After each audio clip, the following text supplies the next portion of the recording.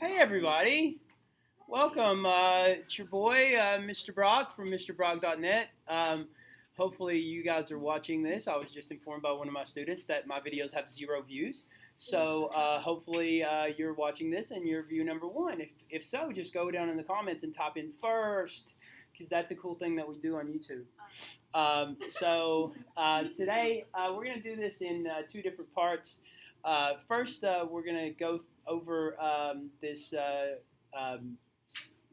LEQ and fill out a nice little outline that we refer to as the Guatemala paper. And then after that, we'll take a short break and we'll come in for video 2, where I'm going to write an entire video, an entire paper on video.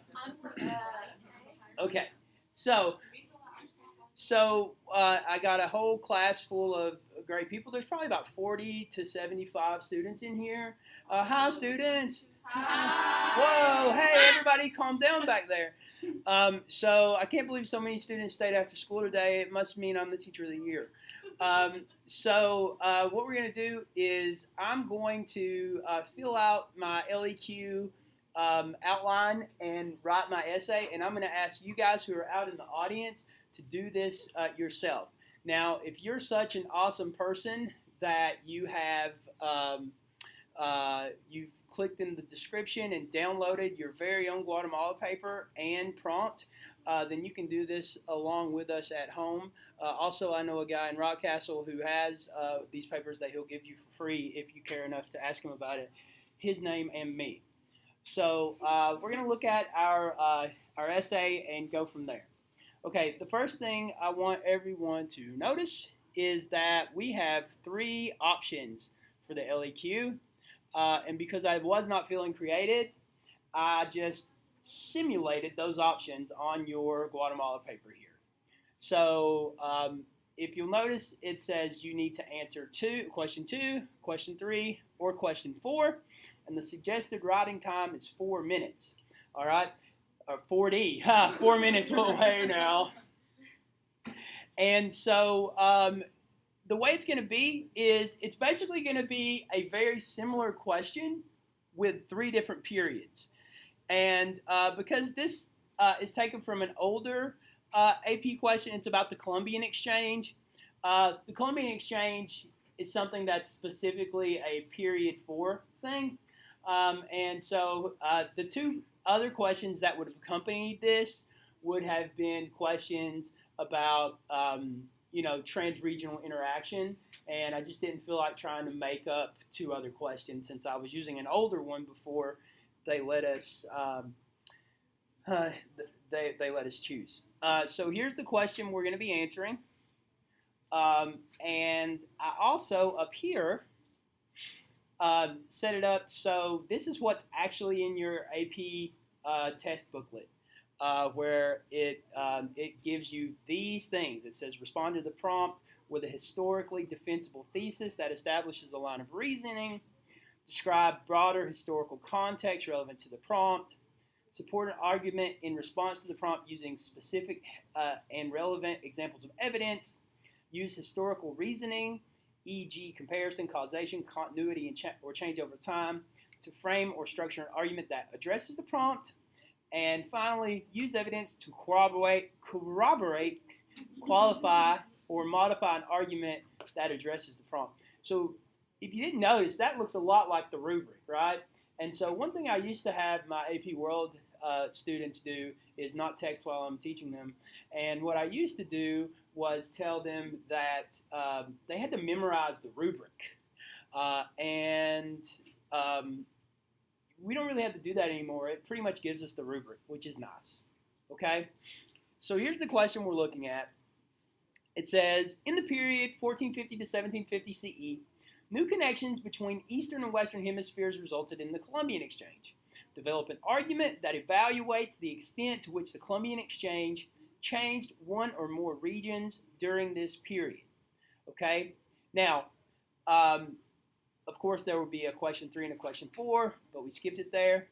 And now we go into the Guatemala paper. The Guatemala paper here is asking us to identify what kind of question this is. All right, and we can see here it's talking about changes. So it's a change in continuity over time. Okay, what is it asking us specifically to do? Evaluate the extent, and we're writing this, evaluate the extent that the Columbian exchange changed regions. Okay? And so,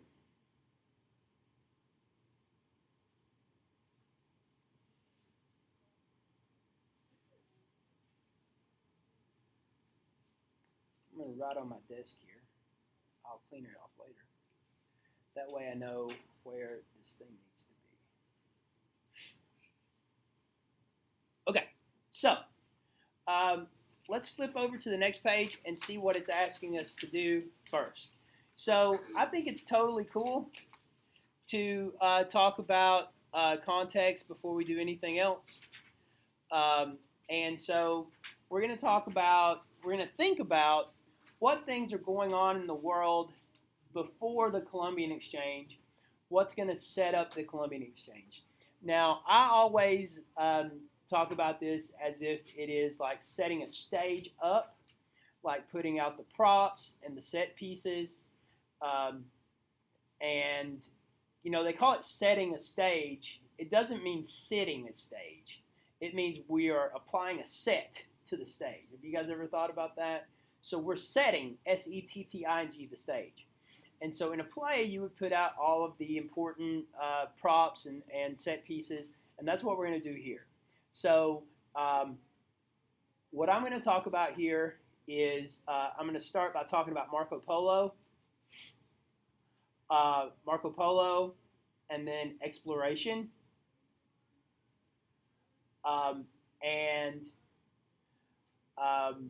I'm also going to talk about the Europeans in the Dark Ages wanting to get back to prominence. And how that's going to lead them to be very aggressive. Prominence, if you are prominent, it means that you are like important. Okay? And so what I usually do for content is I put a few bullet points down, and I can kind of lay it on pretty thick when it comes time to write. Okay, I don't spend a ton of time in my context box because I feel like I have enough background that I can kind of give some information that'll fit there. Okay, and then basically our paper is then this. It's 3 topic sentences. And the topic sentences, okay, I have a question. Why does the thesis not come after? I am doing the thesis right now. The question was, why does the thesis not come after the context? If you're writing a paper, it does. All right. And the way this paper is set up is that at the very end it tells you, okay, now we're going to write our thesis. The reason it tells you to write your thesis right there at the very end is because it wants you to like really make sure the thesis is perfect, because that's going to be one of the first things you actually write on your essay paper, which will be right here. But the reason we go into the topic sentences here, if you think about it, your thesis is 3 topic sentences. And if we're doing a change in continuity over time, you know that you're going to have 2 changes in one continuity, or 2 continuities in one change. Now, the way I've seen these essays is that it always says the word changes, okay? And if it says the word changes, then most of the people, oh, pizza is almost right on time. Hello. I'm just fine. How are you, ma'am? Okay, what's my total? Okay, thank you very much. Okay, the pizza is here. That means we're going to take a quick break and be back soon. Okay, it looks like we're going to start back, and now my blue pen has magically changed it into a green pen. That's how you know magic is real. Okay, so what I was saying before I was so rudely interrupted by the pizza lady is that most of these change in continuity over time essays ask you for changes. And by changes, it means they're expecting in the thesis that you're going to have two changes. Okay, if they ask for continuities, then we're going to have to give them two continuities and one change. And it's looking like in the examples that the College Board has put out that that's how they are doing it. So let's go back, before we figure out what our argument's going to be here, let's go back to the beginning or the prompt and make sure we've got it right. So the prompt here is asking us to develop an argument that evaluates the extent to which the Columbian exchange changed one or more regions during this period. So I really want you guys to notice that it says the extent. The extent means how much, right? Does everybody agree with that? Yes, Mr. Brock. Oh man, 7th period's my favorite class. Oh, we're into 8th period now. Oh, snap. 8th period's the realest deal. Pizza's here, mazel tov, email time, party at the place, pizza time. Okay, so now so we know that it's saying an argument that evaluates the extent to which the Columbian exchange changed one or more regions. Okay, go ahead, you two guys, get you some pizza, and we'll start the process. And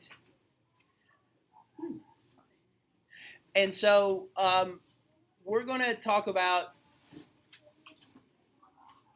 how much the Columbian exchange changed, and let's see what we can come up with. All right, so on here, we need two changes and a continuity. Okay, and the way we will do this is try to come up with things that we can come up with a broad answer to, and then that we can get specific with. All right, so for example, a change that I think of when I think of the Columbian exchange is the population of the Caribbean. Okay, we talk about that so much in here, and there's a lot we can talk about there.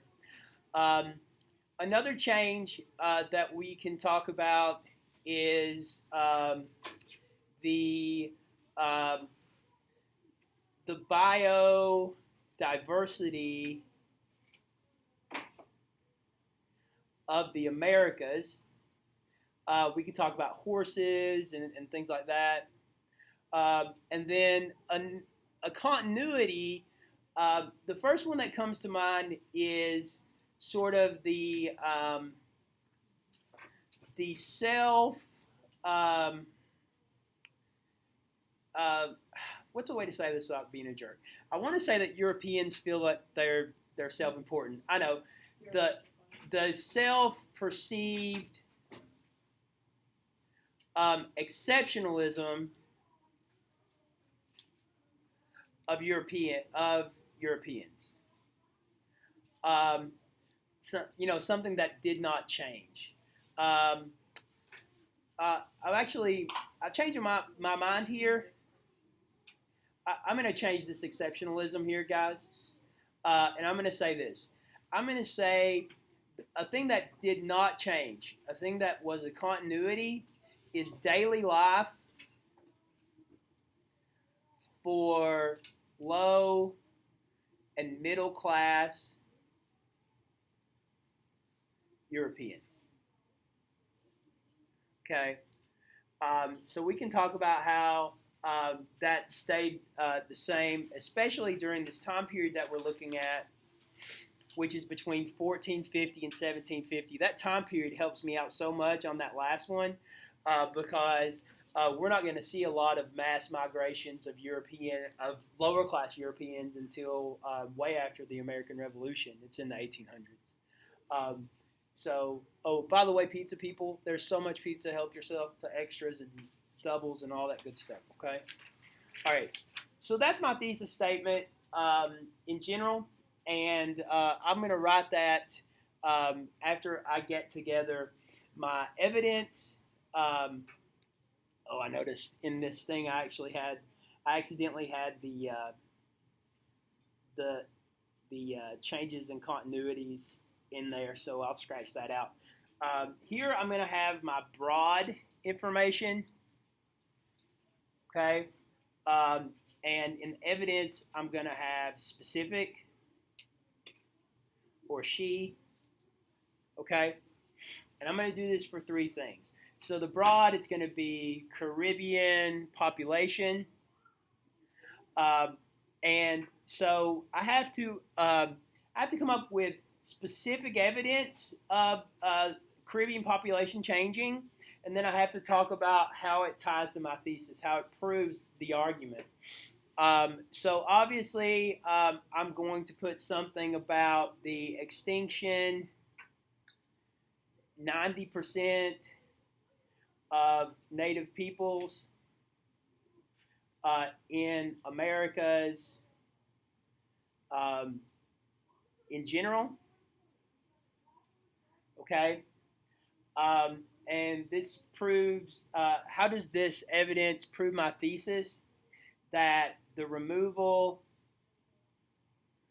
of 90% of population shows a change in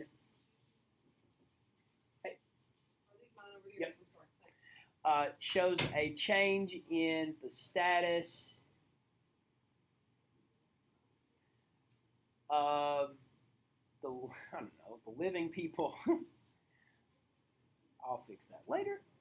And then more evidence is the importation of African slaves. And I'm going to use the Bob Marley argument that I've used in class a lot, that when people think of Jamaicans, they think of Bob Marley. When they think of people from the Caribbean, they don't think of the Taino people or the Arawak people. That's not what they think about. Okay? And then my next broad, my second body paragraph is going to be about biodiversity. So there's going to be a change in biodiversity. Sure. So the thing about biodiversity, the first thing I thought about was no horses and transportation. Okay. And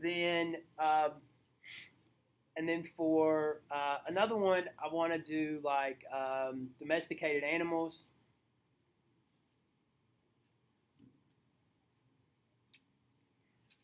And on the tying the thesis on a change, it's pretty good to talk about how things were before and how they were after.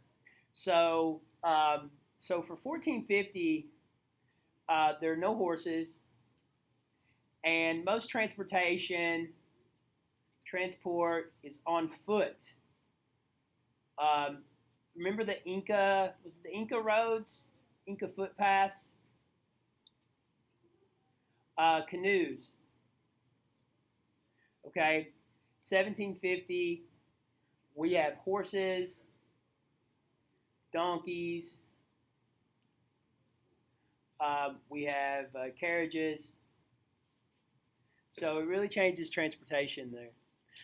For domesticated animals, we're going to have, so in 1450, the diet was berries, maize, fish, very little meat, right? Okay. very little eggs. But in 1750, people's diets are a lot of meat, like pigs, sheep. I guess I should have said pork. Pigs, sheep, chicken, chicken eggs.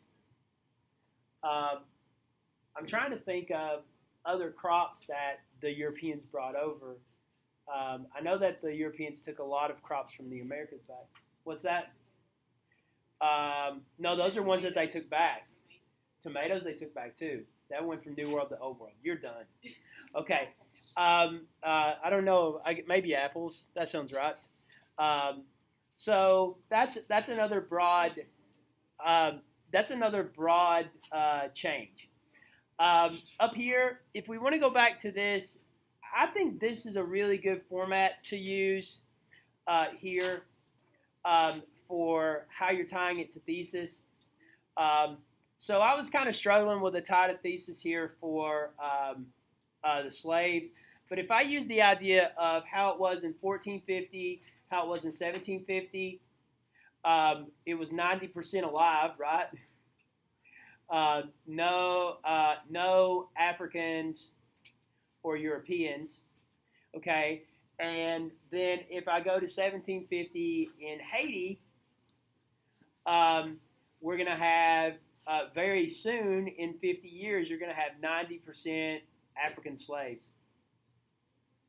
And so that shows that there was a big change in the Caribbean population, okay? And now we're going to go for my continuity, which is on the back of that last page.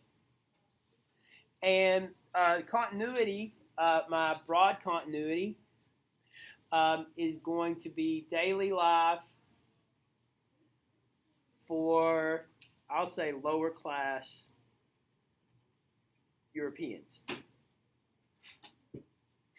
Okay, and so what evidence do I have that it didn't change?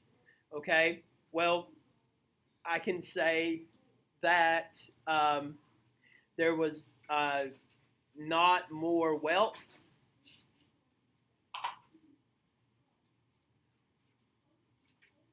Like the upper class.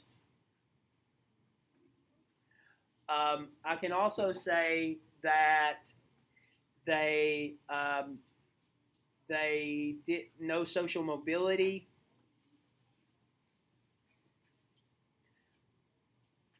And they will have it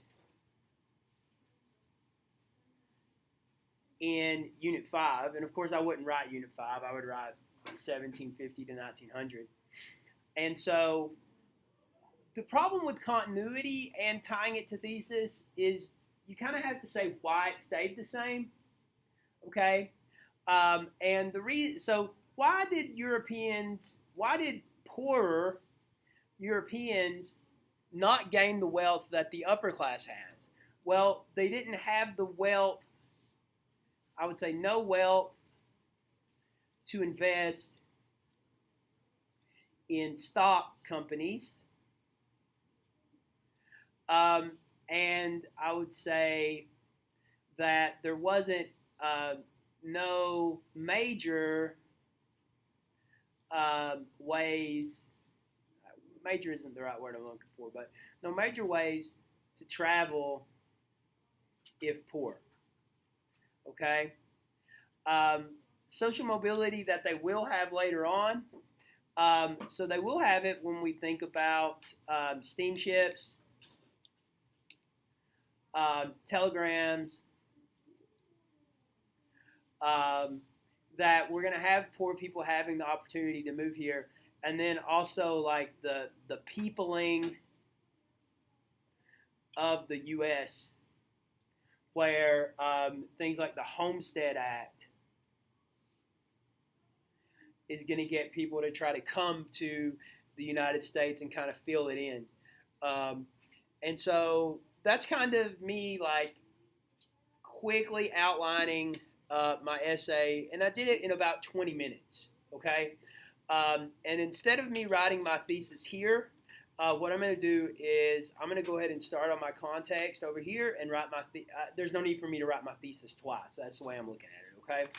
So I'm going to turn to my first page off to the side, and then I'm going to start writing this thing. And so my suggestion is you write as I write, and we'll go from there, okay? I'm going to try to be as creative as I can. In the 1200s, Marco Polo traveled to Yuan, China in search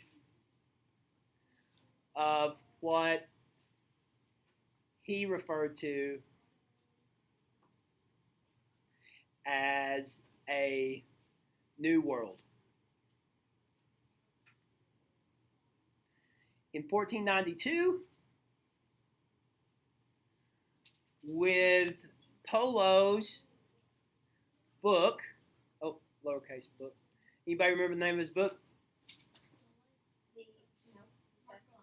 The Nope. Life and Travels. That's not really the name of it. She said Life and Travels of Marco Polo. It's called The Million. I taught you that, by the way. With Polo's book, The Million, in hand, Christopher Columbus landed on what would one day become the Dominican Republic, ushering in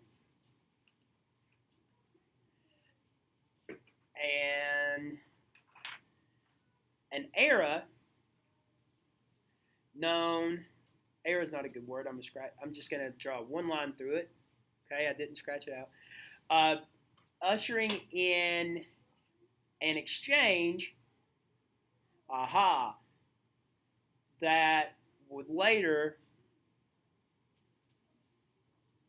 bear his name. Is that the right bear? Good.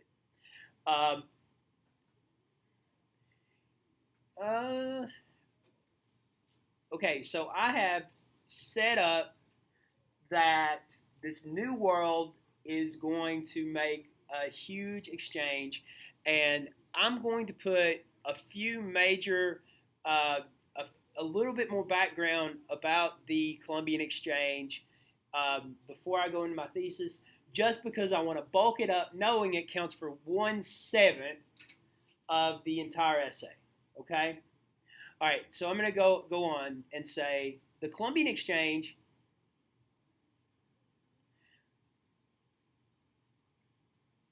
saw the trading over thousands of nautical miles.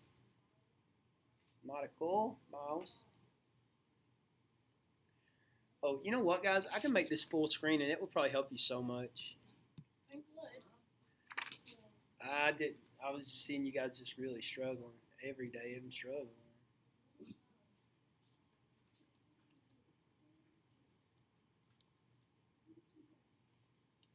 that much better, friends? Yes. Okay. All right. And saw the trading of over thousands of nautical miles. Columbian exchange saw the trading products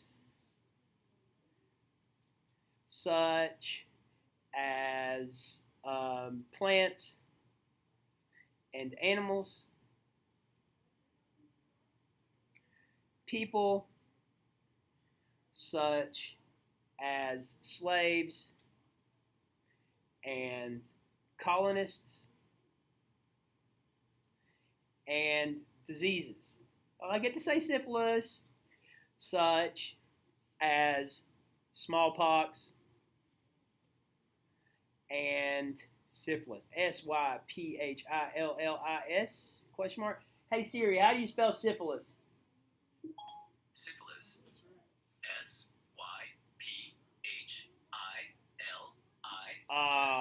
Move that L out. So I'm going to rewrite it here. Syphilis. There we go.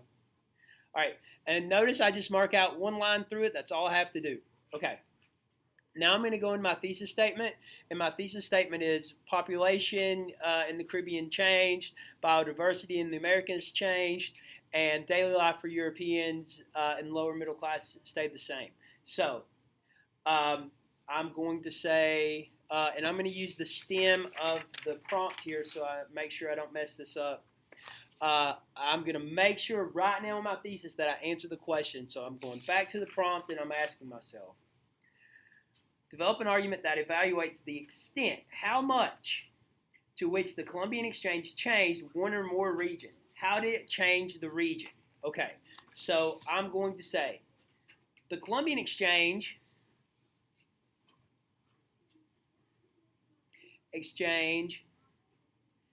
changed the population of the Caribbean region greatly between 1450 and 1750 CE. I always put CE so they know that that's what I'm talking about. Okay, I'm going to do 2 periods there. And then comma, it changed,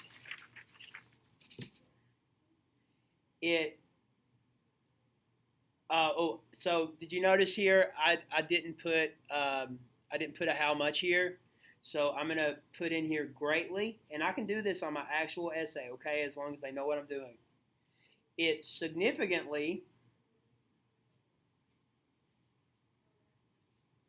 changed the biodiversity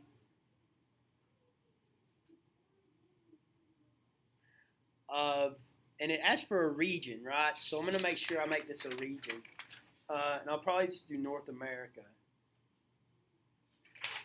instead of all the Americas. Significantly changed the biodiversity of the region of North America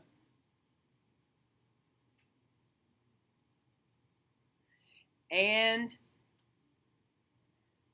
okay, however, it did not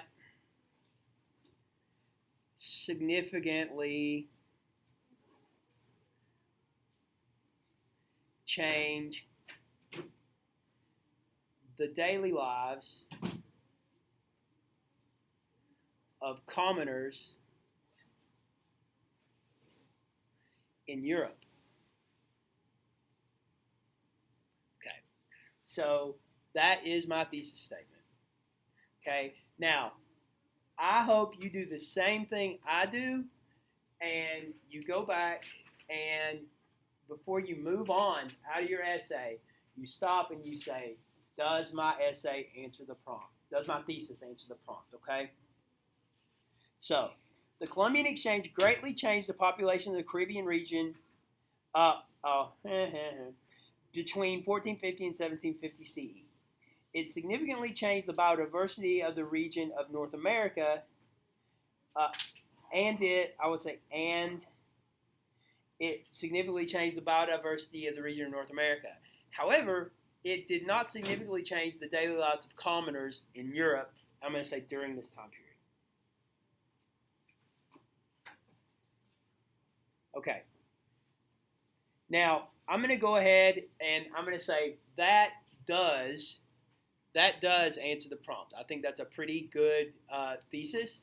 And I'm going to go ahead and do my transition into my first body paragraph, which is about it changed the population in the Caribbean.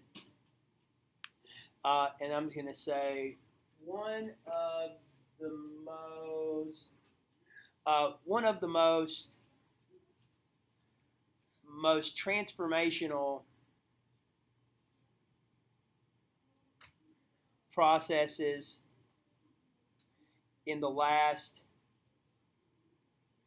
1,000 years was the Atlantic slave trade.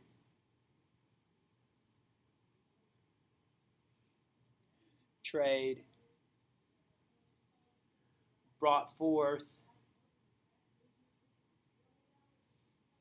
by the Columbian Exchange.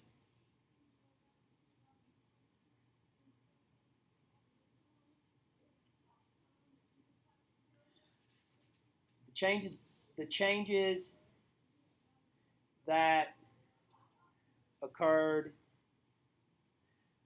to many parts of the world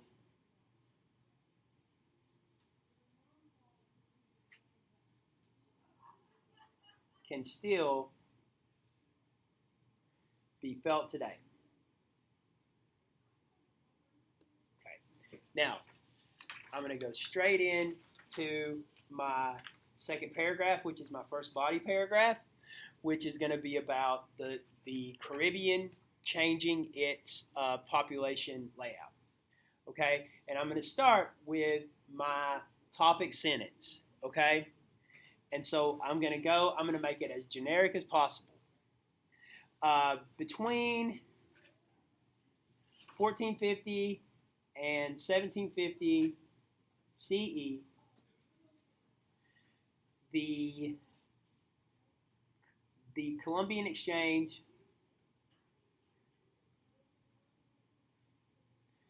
greatly changed the population, greatly changed the region of the Caribbean by changing is the best I got, by changing the population there.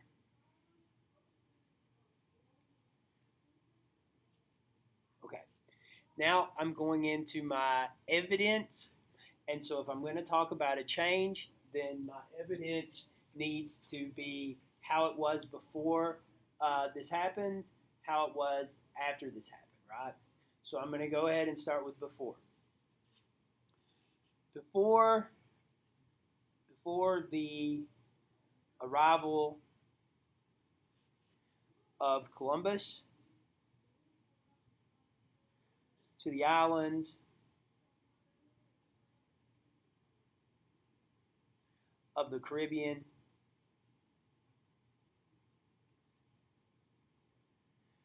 near the end of the 15th century. Notice I spelled out 15th century, and also notice that I didn't capitalize it. Turns out more people agree that you shouldn't capitalize 15th century than you should, and I just found that out. And so near the end of the 15th century, before the arrival of Columbus to the islands of the Caribbean, near the end of the 15th century, the population of the region had little contact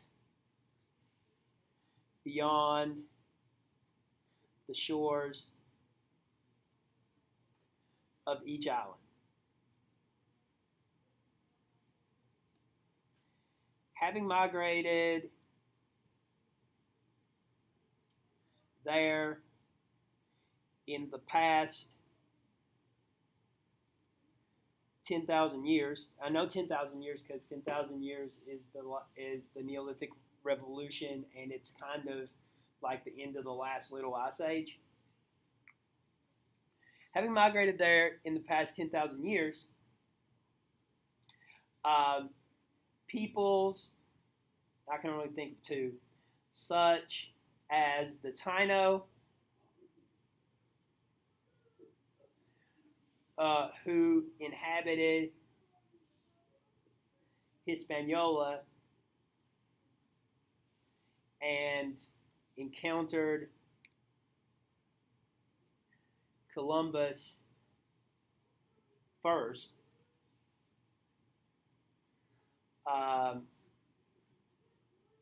Who inhabited Hispaniola, encountered Columbus first, as well as the Arawaks, who inhabited many islands in the region.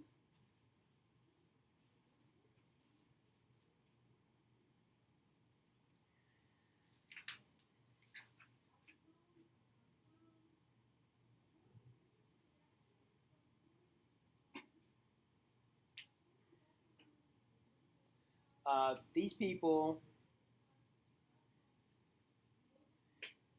had little immunity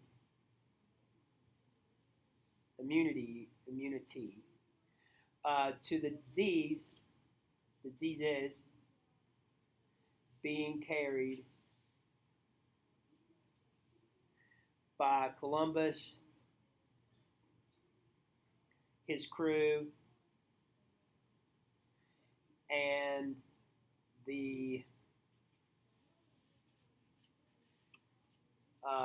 Europeans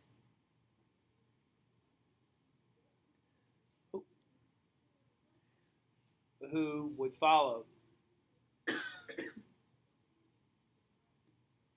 That said,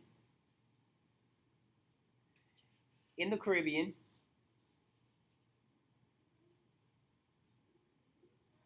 much like throughout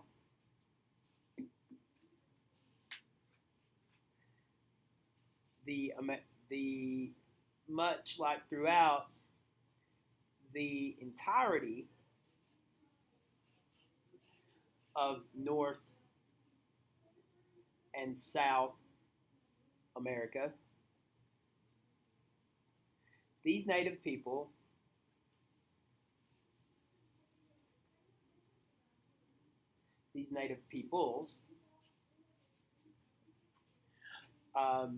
died in record numbers.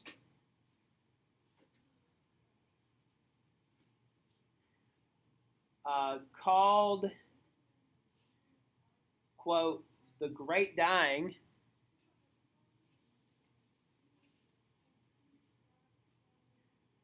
by historians.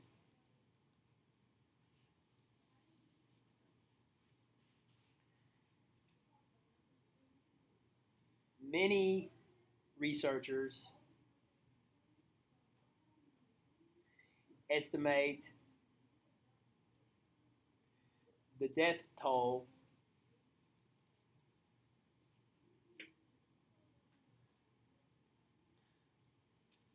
of these encounters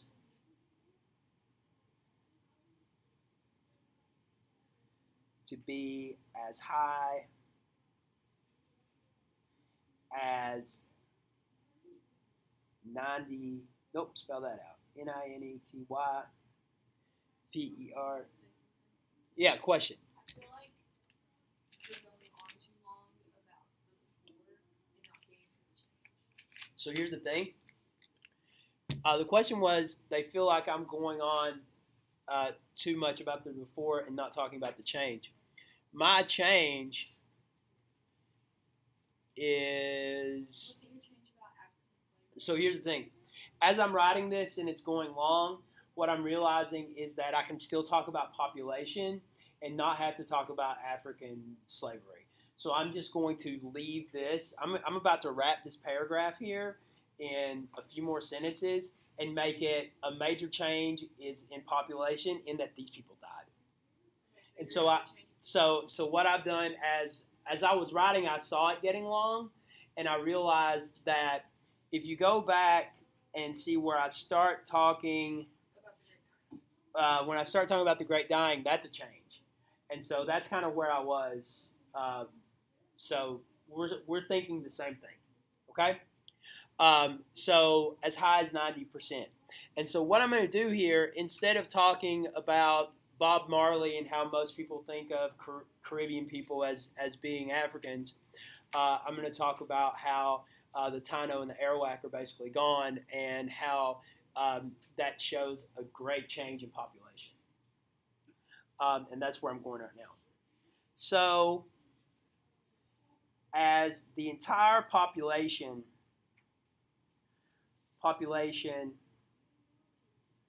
of a region was wiped out,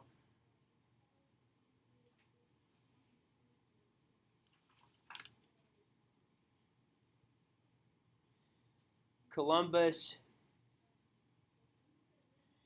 inadvertently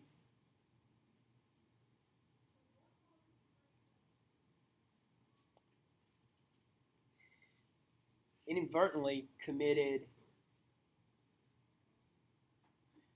the largest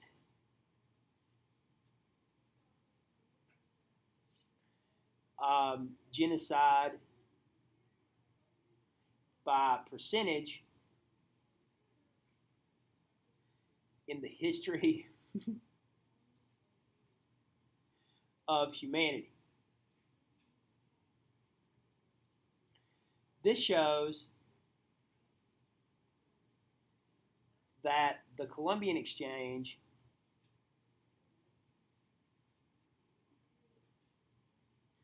greatly changed the population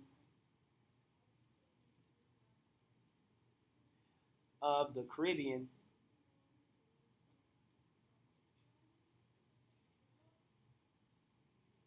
in that so few natives were left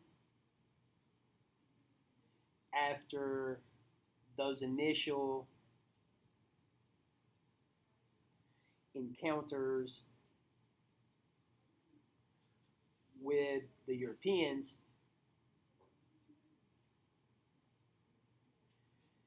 that the conquerors,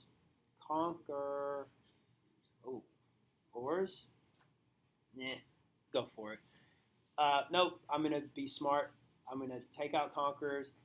That I know how to spell conquistadors, isn't that weird? Conquistadors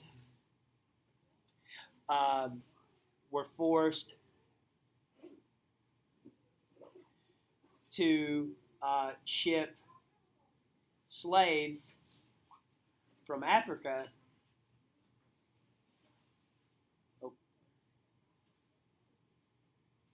to work their plantations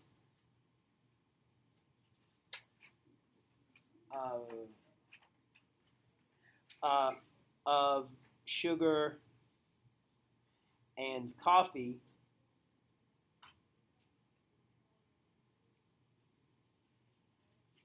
on the islands. Okay. So.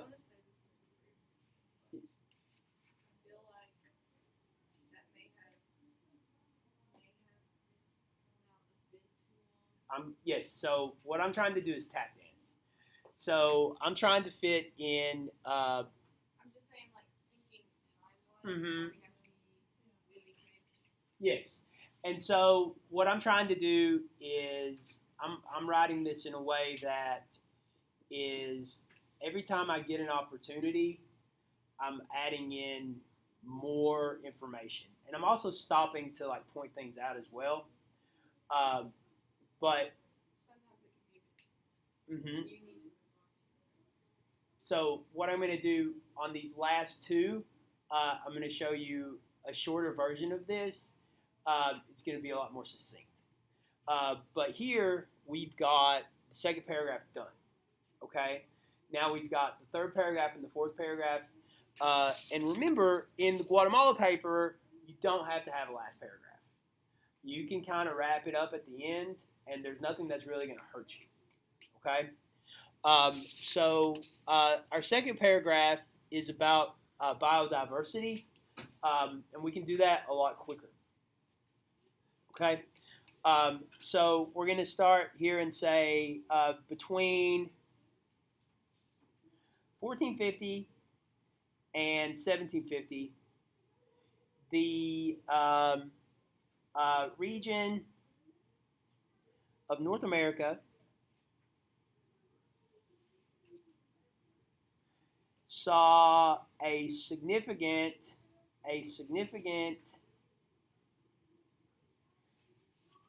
change in regards to biodiversity. Does that mean like different kinds of life? Different kinds of life. The existence of common domesticated animals such as horses, cows, pigs, and chickens was the existence of common domesticated animals such as horses, cows, pigs, and chickens. How can I save that sentence? I'm going to take out the existence of, and I'm going to start my sentence with common. Common domesticated animals such as horses, cows, pigs, and chickens did not exist prior to the arrival of Europeans in North America.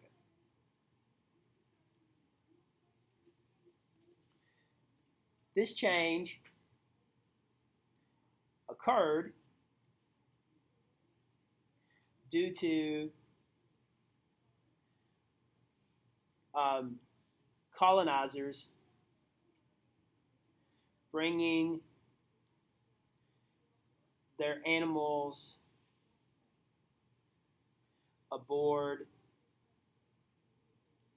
transatlantic voyages to settle in the New World.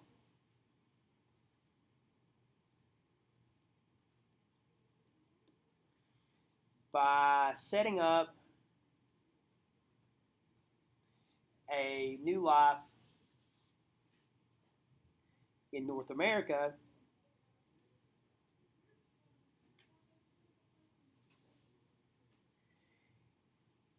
and breeding their animals in a climate that was often similar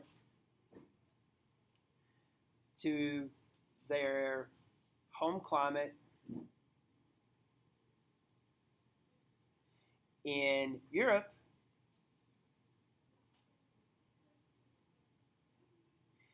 These settlers created a totally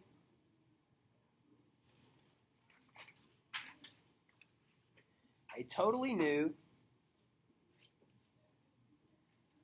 class of animals on the continent. That for that in pre-Columbian days had only the dog as a domesticated animal, save the llama and alpaca. I'm going to take the save the llama and alpaca because I don't know that they had those in Mexico. I only know that they had them in Central America, and we can argue about that. Okay, so that's a much shorter paragraph. Okay, everybody's all right with that? Okay, and now we're going to move on to the last paragraph, which is a continuity. Okay, I know your hand's hurting because my hand's hurting. Here we go. Though the Columbian Exchange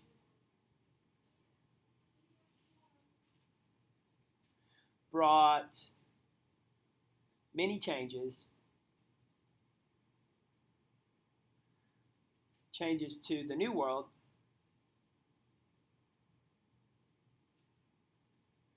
some people in the Old World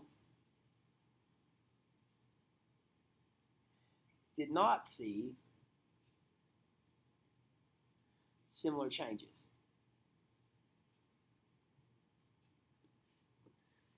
Specifically,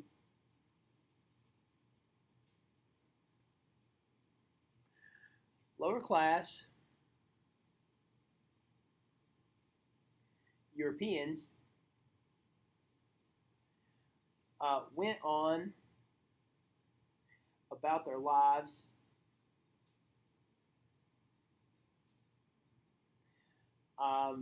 for the most part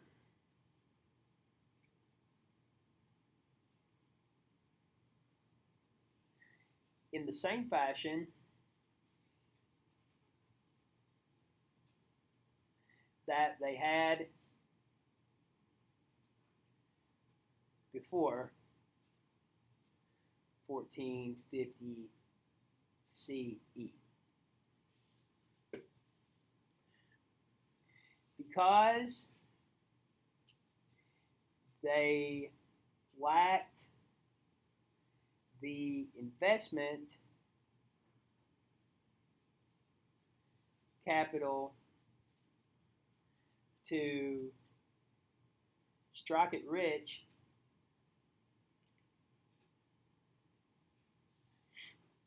through the joint stock companies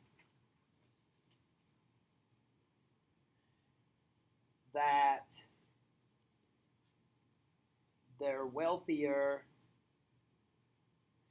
counterparts did, that their wealthier counterparts had, they mainly stayed on small farms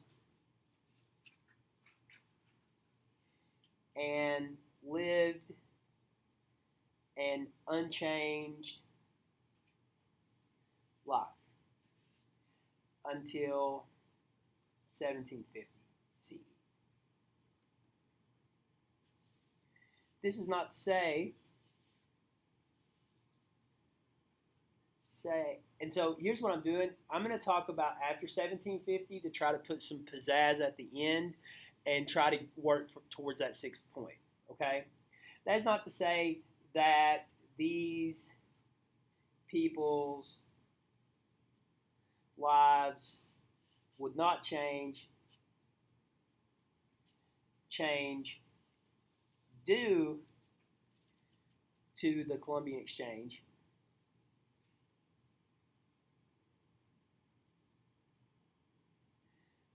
But that change would not come until much later, and it wouldn't, and it would have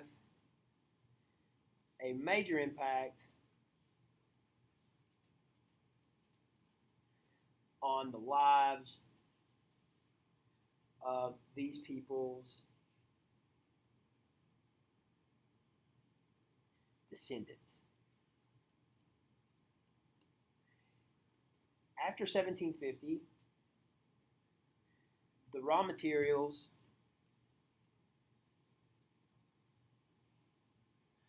gained from the Columbian Exchange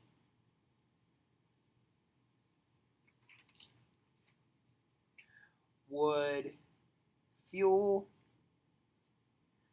part of the industrial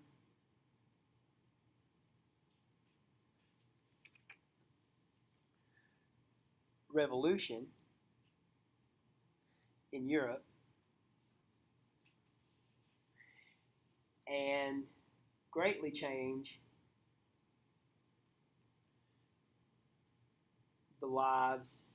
the daily lives of poor Europeans in almost every conceivable way. Da da da da da da da. Do do do do do.